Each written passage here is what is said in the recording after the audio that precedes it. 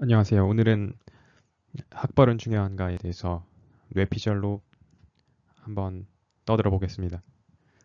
철저하게 뇌피셜이기 때문에 어떤 통계 자료나 정확한 학문적 분석에 의한 것이 아니기 때문에 어느 정도 선입견도 있을 수 있지만 한국 사회 구성원의 한 사람으로서 개인적인 의견을 제시하는 것이니까 어, 편견 없이 받아들여 주셨으면 좋겠고 사실 편견이 어느 정도 있겠죠. 제가 쓴 글에도 이제 재밌게 봐주시면 좋겠습니다.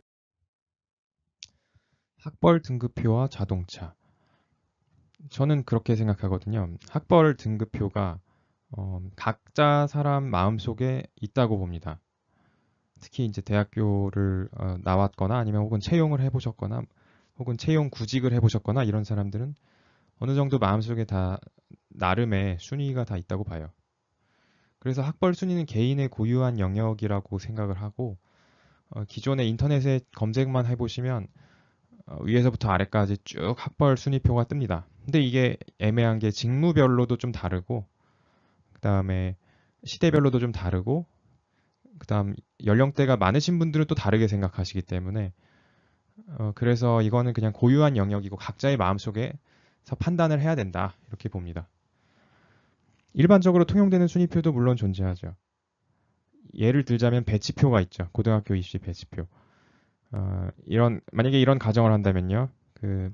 모든 고등학교 학생은 자기가 가지고 있는 성적 한에서 최선의 선택을 하게 된다. 뭐 이런 최고 높은 학벌을 원한다. 이런 가정을 하게 되면 그 배치표 자체가 어떤 일종의 순위표가 되는 것이죠.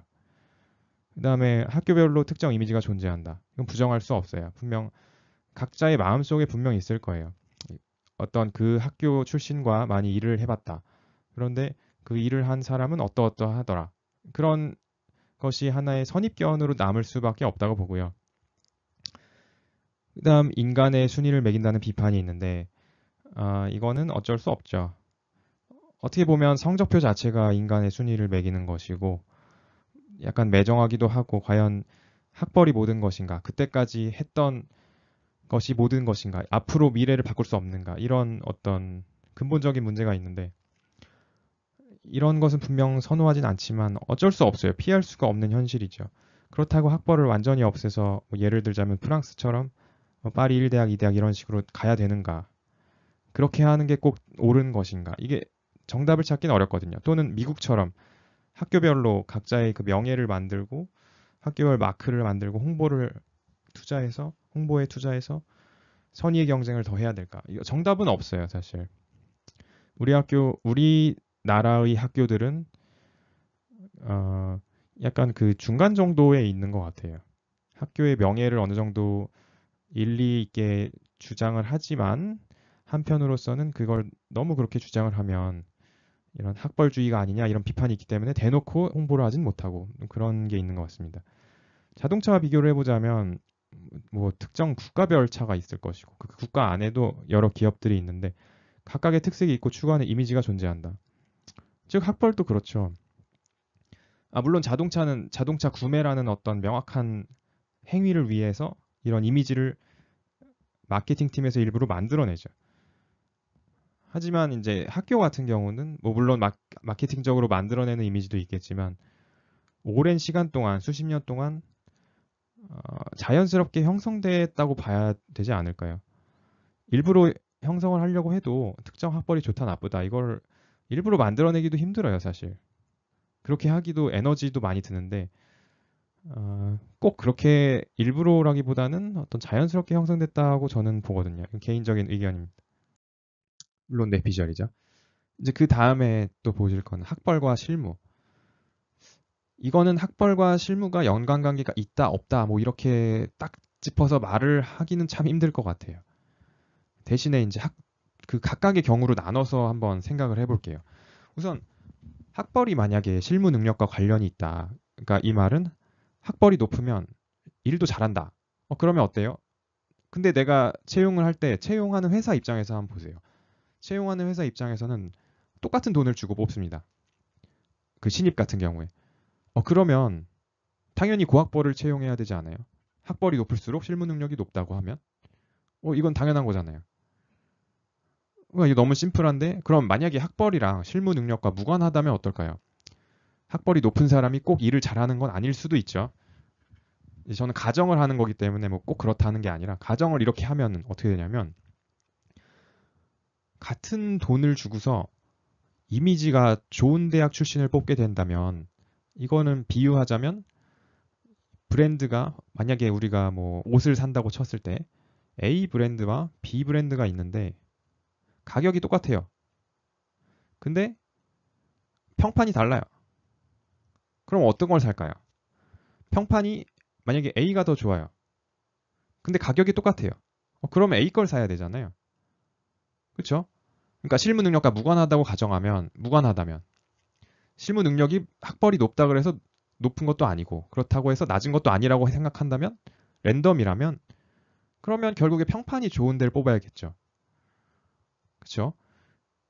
고학벌이 창조성과 전문성, 친화력 이런 거를 꼭 보장하지는 않을 수도 있다라고 가정을 해본 거예요. 그러니까 이렇게 결론적으로 봤을 때 학벌이 실무 능력과 관련이 있든 아니면 관련이 없든 간에 고학벌을 채용하는 것이 회사 입장에서는 유리하게 돼 있어요.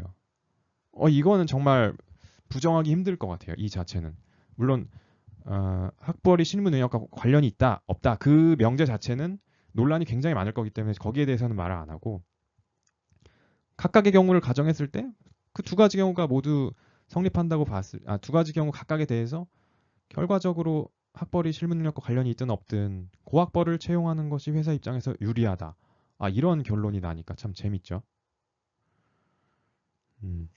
그리고 또 만약에 학벌과는 또 별도로 전문 능력이 필요했다. 그러니까 실무 능력 중에서도 정말 전문적인 능력, 뭐 예를 들어 뭐 특정 무슨 사 있죠. 회계사, 세무사, 뭐 변호사, 변리사 뭐 이런 부분들이 필요했다.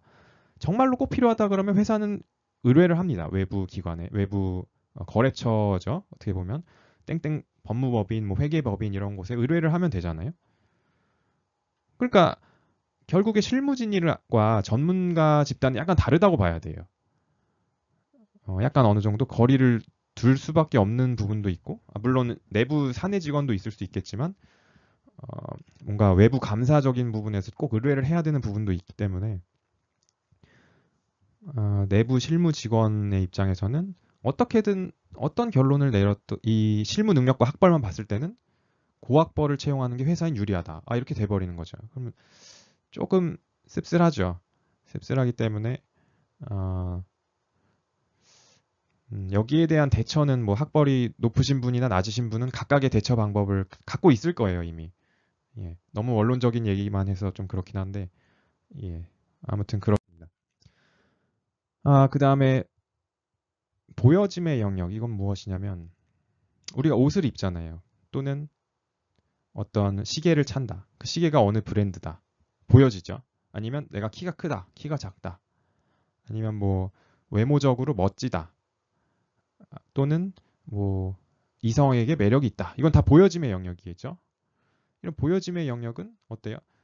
뭔가 이렇게 자주 같은 사람과 접촉한다면은 큰 의미가 없을 수도 있어요. 그런 경우에는 보여짐보다는 성실함과 실제적인 능력과 지속적인 어떤 협력 이런 게 더 중요하겠죠. 하지만 이 업종별로 혹은 직무별로 외부 인사와의 접촉이 많은 경우가 분명 있을 거고 불특정 다수 예를 들어 대중들 뭐 신문 기자라든가 이런 분들은 대중들과 많이 접촉을 하죠. 분명 그 신문 기사를 잘 몰라요, 일반 사람들은. 근데 그 신문 기자가 만약에 무슨 대학교 출신이다 이걸 옆에 써놓으면 이 사람은 무슨 대학교 출신이구나. 후광 효과가 생기죠. 이런 대학교 출신은 기본적으로 뭘 잘했어. 그럼 이 사람도 잘하겠네. 이런 식의 후광 효과가 생겨버리고 그리고 또 동문이 있어요. 동문이 밀어주고 끌어주고 동문의 정보력도 있기 때문에 내가 어디에 내 시간과 비용을 투자를 해서 어떤 걸 공부해야겠다. 앞으로 5년 뒤, 10년 뒤에 유망한 건 이런 거야. 근데 그게 이런 정보조차 없으면 아무리 시간과 비용, 그 돈, 경제적인 여력이 있어도 뭘 해야 될지 모르니까 그 방향이 어긋나 버리는 거죠.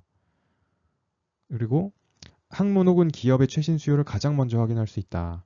연구 과제, 국가 프로젝트 이런 것들은 아, 어떤 기업이나 대기업이나 정부 입장에서도 평판이 좋은 학교에 의뢰를 할 수밖에 없어요. 물론 뭐 평판이 좋지 않은 학교에도 의뢰를 하지만 평판이 좋은 학교에 좀 더 비싼 프로젝트를 그러니까 쏠리는 경우가 많죠. 아무래도 교수님들도 더 유명하고 그러니까. 그리고 중요한 프로젝트에 참가할 수 있다. 학생의 입장에서. 해외 사례를 한번 볼게요. 미국과 일본의 사례를 뽑아봤는데요. 이 내용의 출처는 저의 개인적인 경험과 이제 한 달이 건너 들은 내용이기 때문에 어느 정도 큰 흐름만 잡고 간다. 이렇게 봐주시면 될 것 같아요. 일단 미국의 경우 실리콘밸리라는 벤처 창업이 특화된 그런 지역이 있죠. 이 지역에서 CEO들이 아이비리그 출신들이 굉장히 많아요. 뭐 입학을 했다 중퇴하신 분들도 있고 졸업하신 분들도 있고 굉장히 많아요. 이 요인이 무엇이냐? 다양한 의견이 있겠지만 저희 개인적인 판단으로는 이 아이비리그에 있으면서 선후배들이 창업하는 것도 많이 볼 것이고 팀 프로젝트를 하면서 인맥들과 교류를 하면서 이제 그 선배분이 받았던 투자자 그분들과 또 만나게 되고 그다음 교수님과 교류하게 되고 그러다 보면 자연스럽게 창업을 할 수 있는 기반이 인맥적인 기반이 형성된다고 봐요 저는. 그런 기반이 아예 없더라고 해도 그 실리콘밸리 학부생들끼리 교류하면서 같이 동업을 할 환경이 형성되니까 그래서 굉장히 좋은 것이 아닌가. 아이비리그 동문들이 여러 명이 모여서 팀 프로젝트를 하면서 마음이 맞다 보면 이런 걸 창업해 보자. 굉장히 좋은 것 같아요. 이 부분은 저는 긍정적으로 생각을 하는데 근데 이거 약간 독점적으로 보이는 면도 있어요. 왜 꼭 아이비리그 출신만 실리콘밸리를 만들어야 되냐. 다른 쪽은 사실 약간의 정보 격차도 있을 것이고 분명 동업하기 위한 사람을 구하는 것도 조금 어려움이 있을 거라고 봐요. 그리고 투자자를 설득할 때도 나 스스로를 처음부터 증명해야 되기 때문에 물론 여러 가지 자서전들을 보면 어, 학벌이 좋지 않으신 분들도 분명 성공하신 분들이 많아요. 실리콘밸리에서. 근데 정말 그렇다면 아이디어를 잘 증명해야 되고 또 프로그램을 IT 기업이라면 굉장히 프로그램을 또 잘 만들어야 되고 뭐 그런 면이 있겠죠. 그런 어떤 제도권 쪽에서 봤을 때 아이비리그 쪽과 비아이비리그의 CEO는 굉장히 다를 것이다. 그렇게 볼 수밖에 없어요.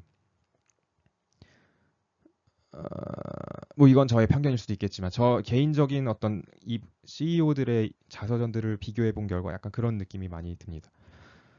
왜냐하면 해외도 마찬가지로 창업을 한다고 무조건 자금이 지원되는 건 아니기 때문에 그렇죠. 그 다음에 주립대학교 같은 경우를 보시면 미국 주립대학교 굉장히 크고 뭐 종합대학교, 법률, 의료, 뭐 체육 전부 다 있죠. 그래서 굉장히 자랑스럽게 생각하고 자신의 차 뒤에 붙이고 스티커를 붙이는 경우가 많아요. 입학보다 졸업이 어렵기 때문에 조금 더 자랑스럽게 생각하는 경우가 많죠. 졸업한 사람들은.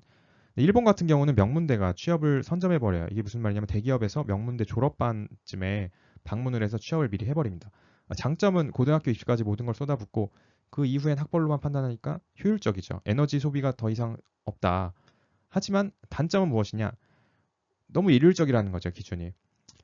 각 직무별로 분명 다양한 기준으로 평가를 해야 되는데 일률적으로 하나의 기준으로만 평가한다? 이거는 장기적으로 봤을 때 국가 발전에 오히려 안 좋지 않을까.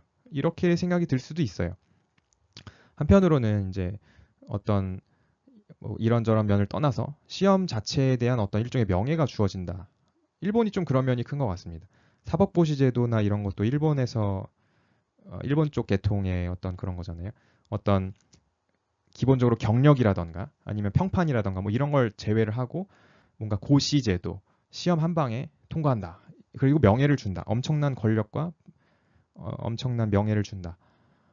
이게 약간 일본의 문화인 것 같기도 하고 일본에서 온 어떤 제도들은 이런 부분이 굉장히 많아요.